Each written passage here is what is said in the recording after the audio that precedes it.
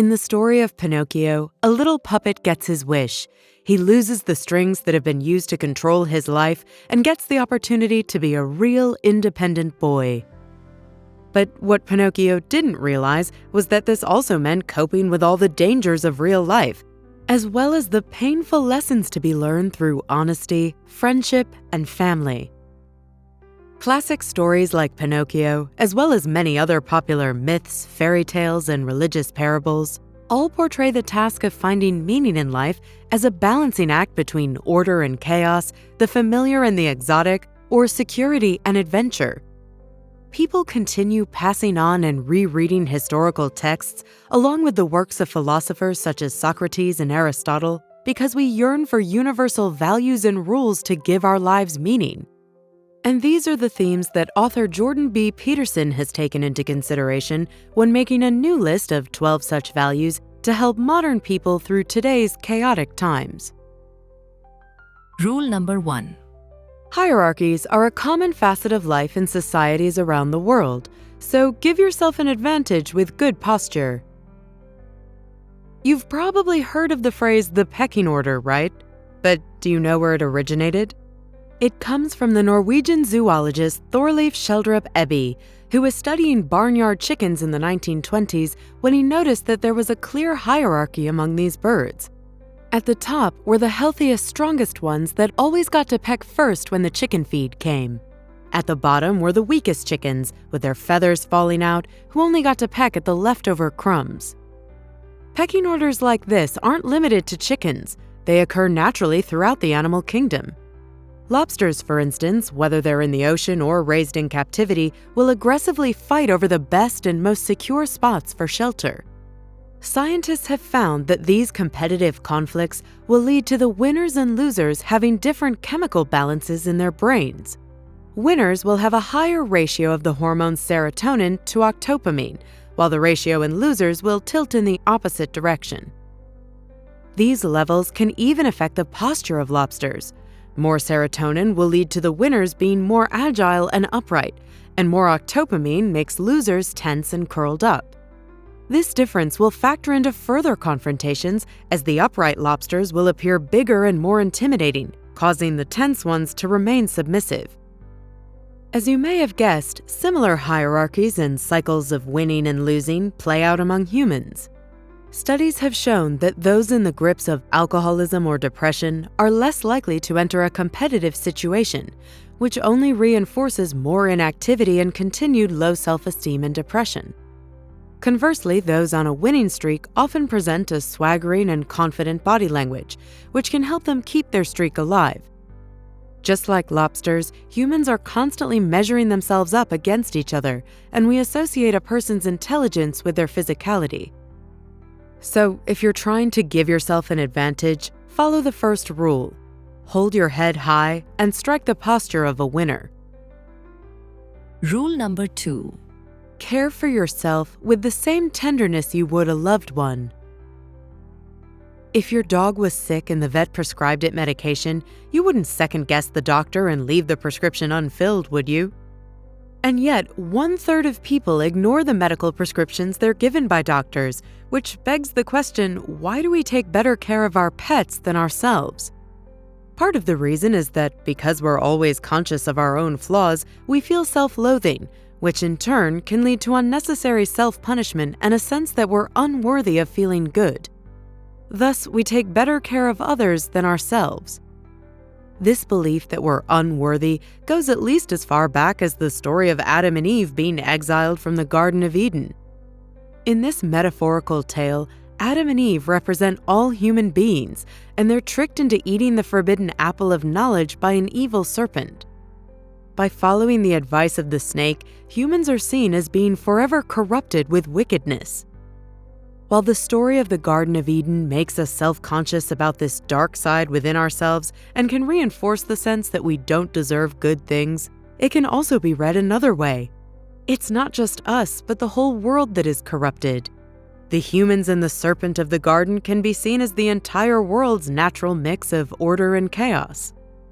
This duality of nature can also be seen in Eastern philosophy as well, and represented in the two sides of the yin-yang symbol. there's a light and a dark side, yet both sides contain a portion of the other within them, and neither can exist without the other. In this scenario, harmony is achieved by finding the healthy balance between light and dark, and one should strive not to go too far in either direction. For example, if a parent were to try and protect their child from being exposed to anything bad, they would only be replacing that chaos with the tyranny of too much order. In other words, it's futile to try to be perfectly good. This leads us to the second rule: care for yourself like you would a loved one.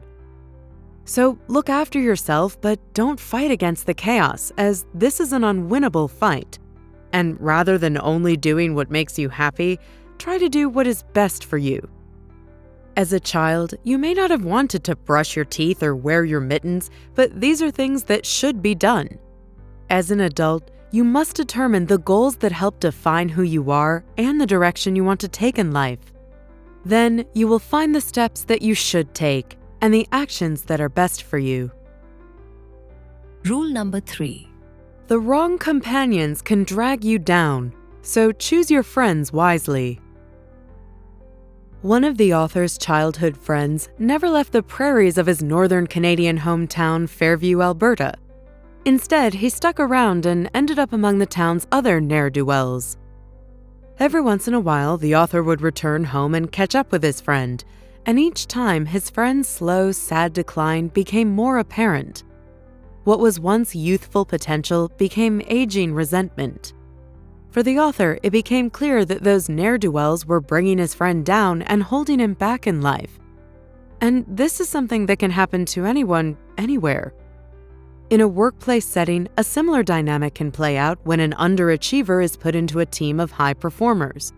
The manager might think that this will result in the problematic employee picking up good habits from the others. But studies have shown that the opposite is more likely to happen, and the bad habits will start to spread and bring down everyone's performance. This is why the third rule is to make sure you surround yourself with supportive friends, as these are the kinds of friendships that can bring about positive change. Being picky about your friends is a smart move and is not selfish or snobby. Supportive and encouraging friendships run both ways. When you need a boost, they'll be there for you, and if your friend needs help to rebound from a setback or make an improvement, you'll be there for them. This dynamic can encourage individual success, and as part of a team, it can lead to great social accomplishments. When the author left Fairview for college, he joined a group of like-minded individuals who helped each other in their studies and in many other accomplishments, such as creating a newspaper and running a successful student union. You'll know you have good friends when they don't tolerate your wallowing in negativity. They'll want what's best for you, so they'll encourage you to snap out of it and get back on track. Rule number 4. Progress is made by comparing yourself to your past achievements, not to others. There used to be such a thing as being a big fish in a small pond, but now, thanks to the internet, even the concept of a small community is a thing of the past. These days, we're all part of a global community, and no matter where you are, there is always someone better than you. This brings us to the issue of self-criticism. Now, it's important to be critical of oneself. If we weren't, then we'd have nothing to strive for, no motivation to better ourselves, and our lives would quickly become meaningless. Luckily, it's a human tendency to always see the present as lacking and the future as promising much better. There's a reason for this tendency, as it helps us stay motivated to push forward and take action. However, self-criticism can get ugly when it becomes all about comparing ourselves to others. When this happens, we quickly lose sight of our progress. First of all, this leads to thinking in black and white terms. We've either succeeded or failed. This prevents us from seeing the incremental improvements that are often small but nonetheless important. Comparisons also lead to losing sight of the big picture by focusing on a single aspect of our lives and blowing it out of proportion. For instance, let's say you're reviewing the past year and notice that you weren't as productive at work as some of your peers. You could instantly end up feeling like a total failure. But if you were to zoom out and look at all the aspects of your life, you might realize that you made some real improvements in your family life. This is why the third rule is to never compare yourself to others and to always judge yourself against your own prior accomplishments. Comparing current results to past ones will also keep you moving forward. If you start to think that you're always winning, this is a red flag that you need to do a better job of taking risks and giving yourself challenging goals. When checking in on your progress, think of yourself as a home inspector. This means looking at things from top to bottom and categorizing every problem. Is it a cosmetic or a structural fault? Before you can give a stamp of approval, make a list of things that need to be improved. This detailed approach is likely to keep you so busy on yourself that you'll be unconcerned with how you stack up against others. Rule number 5. It is a parent's duty to raise a responsible and kind child. If you've ever seen parents ignoring a child who's wreaking havoc, you may have wondered, are they just bad parents or are they being clever by allowing the child to tire himself out? Approaches to child rearing have changed over the years, often as a result of the age-old nature versus nurture debate and differing opinions about the kinds of instincts we're born with. In the 18th century, there was a popular belief championed by the philosopher Jean-Jacques Rousseau that suggested our prehistoric ancestors were sweet, gentle, and childlike. They blamed our history of war and violence on the corrupting influence civilization has had on us. But nowadays, we have a clearer understanding of the fact that people are indeed born with aggressive instincts and must learn how to become kinder, gentler, more civilized adults. After all, you likely remember how vicious kids on a playground can get. Most workplaces are a picture of tranquility in comparison. According to the author, it's really up to parents to make sure their naturally aggressive youngster learns how to be a well-adjusted adult. Which brings us to the 5th rule. Parents need to be more than a friend. They need to raise a responsible and likable human being. This can be a challenge since no one likes being the bad guy. But children are aggressive because they have the natural instinct to push boundaries so they can find out where society's lines are drawn. So a parent must be firm and decisive in drawing those lines. While this may not sound like fun, think of it this way. If they don't learn these things from a loving, understanding parent, they'll learn it later on in a way that's sure to involve less love and understanding. So let's look at 3 key methods for good parenting. The first is to limit the rules. Too many rules lead to frustrated kids who are constantly hitting barriers. So limit things to a few basic, easy-to-understand principles, such as don't bite, kick, or hit anyone unless in self-defense. The second is to use the minimum necessary force. Effective and fair discipline can only be applied when consequences are made clear.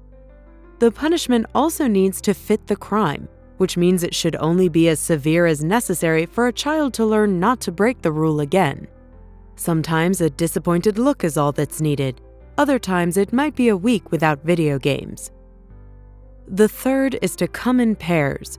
Children are clever and will try to get their way by playing one parent against the other, so a unified front is important. Also, every parent makes mistakes, but if you have a supportive partner, you'll be likelier to notice and catch those mistakes. Rule number 6. The world is filled with injustices, but we should not blame others for our lot in life. There's no point in mincing words. The world is full of challenges and suffering, but this isn't cause for despair. Nevertheless, many people throughout the ages have seen life as so cruel and unfair that drastic responses are justified.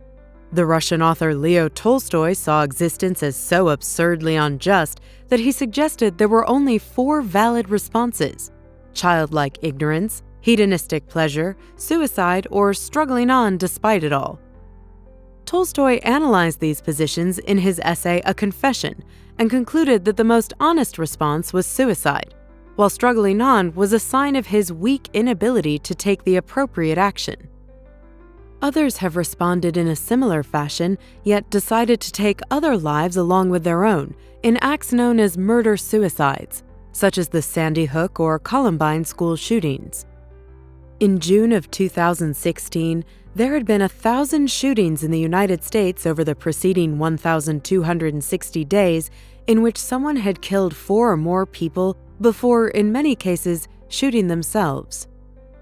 But despite Tolstoy's bleak worldview, and no matter how much you've suffered or however cruel and unjust you find life to be, you shouldn't blame the world. This is the gist of the 6th rule for life, which states that you should take responsibility for your own life before you judge the world. There's another Russian writer by the name of Alexander Solzhenitsyn who believed it was possible to reject the cruelty of life even when it's being cruel to you. Solzhenitsyn was among the communists who fought against the Nazis during World War II, yet despite his service, he ended up in prison by his own state after the war. As if life in a Russian gulag wasn't bad enough, he found out he had cancer while serving his sentence. But despite all this, Solzhenitsyn didn't blame the world for his lot in life. He accepted his role in supporting the Communist Party that had imprisoned him, and took it upon himself to use the time he had left to contribute something good and meaningful to the world. What he did included writing the book The Gulag Archipelago, which provided a history as well as a damning indictment of the Soviet camps he'd experienced firsthand. The book played an important role in extinguishing any lingering support that Stalin's brand of communism had among intellectual circles worldwide. Rule number 7. Sacrifice can be a meaningful act, and we should seek meaning over immediate pleasures. Have you heard the story about the monkey who got caught with his hand in the cookie jar? As the story goes, there was a cookie left inside an open jar, and the opening of the jar was just big enough for the monkey's hand to enter, but not big enough for his fist to come back out with the treat in it. So if he insisted on trying to hold on to his treat, he would be stuck. The moral here is that there is a price for greed. The monkey got himself captured because he refused to just let go of the cookie. How different is this from human behavior? How many people pursue pleasures every day that aren't in their best interest? And how many are unwilling to make sacrifices that are in their best interest? One of the side effects of seeing the world as a pit of despair is that it makes it especially easy to justify a life based in immediate pleasures that will make it more bearable. Plus, if it makes you happy, it can't be that bad, right? This is the logic behind binge eating and drinking, drug use, sexual debauchery, and other self-harming behaviors. The other side of this argument is sacrifice, the kind that brings better things in the future by giving up something now. This goes back to ancient times, where tribes would put food aside to make it through the winter or to help those in the community who couldn't hunt or farm. This is another topic heavily represented in the Bible. When God kicks Adam and Eve out of paradise, it's made clear that their original sin is the cause of the harsh and cruel life that everyone must face. However, our suffering in life is the sacrifice we must make so that we may experience the joys of the afterlife. This brings us to Rule 7. Seek meaningful goals over instant gratification. Now, you might think this is a simple concept and something that most people already do. After all, we sacrifice our time to go to work and put in hard hours now so that we can take a vacation later on or relax on a beach in the summer. But this goes deeper than sacrificing for your personal gain. There are big and small things we can sacrifice for the greater good, and the bigger the sacrifice, the more rewarding it can be. It can help to think of the lotus flower. This plant starts its life at the bottom of a lake, and inch by inch, it escapes the darkness until it breaks through the surface of the water and blossoms in the sun's rays. In other words, stick with something and be ready to make sacrifices to reach your goal, and you will be rewarded. Rule number 8.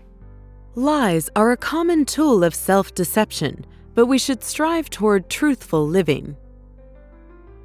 The German philosopher Friedrich Nietzsche believed that you could measure the strength of a person's spirit based upon how much undiluted truth they can tolerate. While truth is often considered a valuable commodity in our culture, we nevertheless tell lies all the time. One of the main reasons for lying to ourselves and to others is to get what we think we want. The Austrian psychologist Alfred Adler called these life lies, and they're characterized as the things we'll do and say to turn a poorly thought-out goal into a reality. For example, you might picture your retirement as taking place on a secluded beach in Mexico with an infinite supply of margaritas. This kind of goal can be so attractive that you'll continue fooling yourself into thinking it's possible even as events pile up that make it increasingly far-fetched. You could even develop allergies to sun, sand, and booze, but continue lying to yourself about this perfect plan, even though it's not really a plan at all, since you haven't identified any concrete steps that could potentially make it a reality. These kinds of delusions often go hand in hand with our ability to fool ourselves into thinking we already know everything we need to know. This is an especially foolish perspective to have since it shuts off our natural desire to learn and grow. But worse and far more evil things can happen when you're living a life lie and unwilling to recognize the truth. In John Milton's epic poem Paradise Lost, Lucifer is portrayed as a reasonable character, but one who becomes too proud and enamored with his talents, so much so that he and his followers are kicked out of heaven for daring to challenge God's ultimate truth. This sets up rule number 8. Stop lying and be truthful. You don't need to give up each one of your ambitious goals, but you should be flexible so that your goals are realistic and reflect the truth. So, as your understanding and worldview changes, so should your goals. And if your life is off track, it might be time to challenge the current truth you're following, the one that has you feeling weak, rejected, or worthless, and reaffirm your personal truth so that you can get back on the right track. Rule number 9. Conversations are an opportunity to learn and grow, not compete. Thousands of years after his death, the ancient philosopher Socrates is still considered one of the wisest men who ever lived. One of the reasons for this is his belief that the only thing he was certain of was that he knew nothing, and this was a driving force in his conversations and his openness to learn. When you engage in genuine conversation, it should be a similar process to thinking. Thinking things over is essentially listening to yourself as you explore two sides of an issue. So, in a way, you're creating your own internal dialogue, which can be difficult since you need to accurately represent both sides while also remaining objective in your conclusion. This is one big reason why people talk to each other, so that they can more easily present the two sides of an issue and come to a conclusion. Even children will do this. If one kid thinks it would be fun to play up on a roof, they might suggest this idea to a friend who then points out the dangers of this idea. The conversation that ensues allows the child with the original idea to take in the new perspective, consider how likely it is that someone will fall and hurt themselves, and hopefully make the right decision. However, conversations often don't go this way. Instead, one person, or perhaps both people, will refuse to listen and treat the dialogue as a competition they need to win in order to validate their preconceptions. So rather than hearing what the other person has to say, they'll be thinking about what to say next or act like it's a contest of one-upping each other. This is why the 9th rule is to listen to what others have to say, while presuming you have something to learn from them. An easy tip for being a better conversationalist is to listen and then summarize or recap out loud what the other person just said. This serves multiple purposes. It helps assure that you've heard things correctly, while also helping it stick in your memory. It also reduces the likelihood of distorting or oversimplifying details in order to suit your side of the conversation. Sometimes the truth hurts, and it's painful to take in information that means you have to change your ideas and preconceptions. But this is the price you pay as part of the beautiful process of learning and growing. Rule number 10. The complexity of life should be confronted with clear and precise language. Life truly is an enormous and complicated tapestry, and yet we tend only to see the isolated parts we need to see. If you're walking along and see an apple on the ground, you probably don't think of the branch, tree, roots, and soil that were all connected before it fell. The reason is that we tend only to recognize or pay attention to the things that are either useful to us or stand in our way. The apple catches our attention because it represents food and sustenance. but we don't consider the tree and the soil because they are of no use for satisfying our needs. Of course, we can't be thinking of everything all the time. The world is far too complex for that. So the mind simplifies things and makes it easier for us to get on with our lives. However, every once in a while, something can happen to shatter our conception of the world and make things seem chaotic. This is why Rule 10 is extremely important. Use precise language. How does this help? Well, think of the word car. You know what a car is, right? It's a vehicle that gets you from point A to point B. But when this vehicle breaks down halfway between A and B, do you know the precise ways in which a car works? Can you pop the hood and fix this piece of complex machinery? There's a good chance that when your car breaks down, you feel primal urges to curse and maybe even kick the car for not being such a simple thing anymore. This is what happens when things get complex and chaotic. So in order to recover, you must re-establish order by clearly and precisely explaining what went wrong. The same thing needs to happen when your body breaks down and you get sick. There could be any number of problems going on, so you need to tell your doctor the precise symptoms. Does your stomach hurt or is it a fever? Did it begin after you ate something? What was it? By being precise, you can restore order and take steps to start feeling better. Precise language can make your relationships run more smoothly as well. Does your partner do something that bugs you, like failing to clean up after themselves? The sooner you're honest and precise with them, the easier life will be. Rule number 11. There are bad and oppressive men, but according to the author, we must avoid suppressing human nature. In George Orwell's The Road to Wigan Pier, the author comes to the conclusion that socialism was attracting defenders in England not because of sympathy for the harsh conditions facing miners, but out of hatred for the rich and powerful. Today, there are similar attitudes toward the male-dominated leadership known as the patriarchy. One influential source of this hatred for the patriarchy is Max Horkheimer of the Marxism-based Frankfurt School, a proponent of so-called critical theory. He felt that education and intellectualism should focus on social change, and instead of working to empower women, it should seek to combat and destroy the powerful oppressors in a culture, that is, the ruling males. Likewise, in humanities courses around the world today, the recommended political action is the dismantling of our macho culture. Everything is about destroying rather than fixing or creating, and according to the author, it has left us with an outrage directed at male behavior that can tend to be excessively harsh and short-sighted. For example, many male students are regularly confronted with hostile accusations of being part of the patriarchy. But the path of righteous change shouldn't involve treating every man as a potential sex offender. While it's true that many men have behaved deplorably, the author argues men have also used their naturally aggressive attitudes for good, like engaging in healthy competition, exploring dangerous areas, and making much-needed progress. It reminds the author of skateboarders. Outside some of the buildings on the University of Toronto campus, there were amazing skateboarders showing off admirable fearlessness and a willingness to embrace danger. But then city officials decided to prohibit skateboarding on the campus. Which brings us to rule number 11. Don't bother young people skateboarding. We can establish rules that go against the very nature of who we are as people. Our rules should definitely protect us, but they shouldn't do so in a way that suppresses the good qualities in people. We've actually seen a fairly good fictionalized account of what can happen when men are stripped of their masculinity. As the story in Fight Club shows us, aggression can then become a forbidden fruit that manifests itself in fascist tendencies. Another real-world reaction to emasculation is the current resurgence of right-wing politics.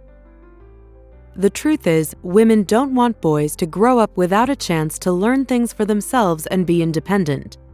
He posits that every boy has a mom, and what kind of mom would want to care for a dependent man-child?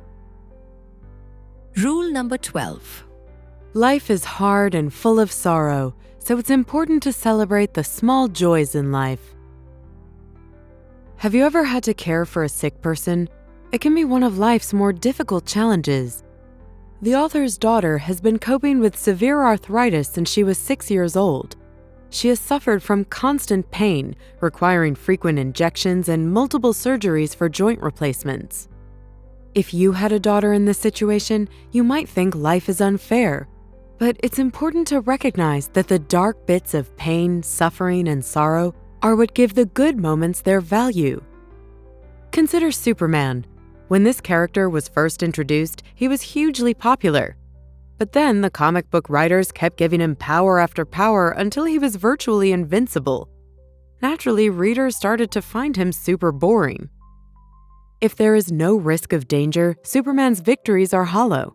And in the same way, good moments would be meaningless if we didn't have to fight through difficulties and suffering to reach them. This is why it's important to follow Rule 12. Make the best out of even the smallest joys that life offers. By following this rule, you'll be sure to embrace life and appreciate every good thing that comes your way. You'll also be sure to see yourself through the tough times, even when they're prolonged. After years of pain and discomfort, the author's daughter eventually found a new physiotherapist who helped her find greater mobility, a fair amount of normality, and a lot less pain. There may be further complications down the road, but they're both happy to enjoy the improvements for as long as they last. This is the best attitude to have. It's the kind that makes you take your time to stop and pet a cat when you cross one on the sidewalk. Remember, there is no day without the darkness of night, just as there's no order without chaos. There is suffering in life, but it's also what gives meaning to our perseverance and makes the moments of peace so rewarding.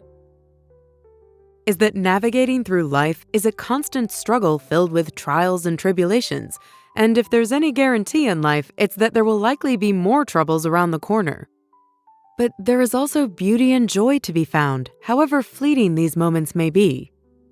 All you can do is try your best, be honest and truthful, and avoid being selfish and prideful. It's also important to take responsibility for your own lot in life and not blame the world or others for your shortcomings. Ultimately, it is only you who can improve your life. Want some more actionable advice? Ask yourself, how was I wrong? You may not like the answer, but this is a way to keep improving and stay truthful. By asking yourself this question on a regular basis, you'll be able to enjoy the satisfaction of making progress every day as you keep striving to be a better human being.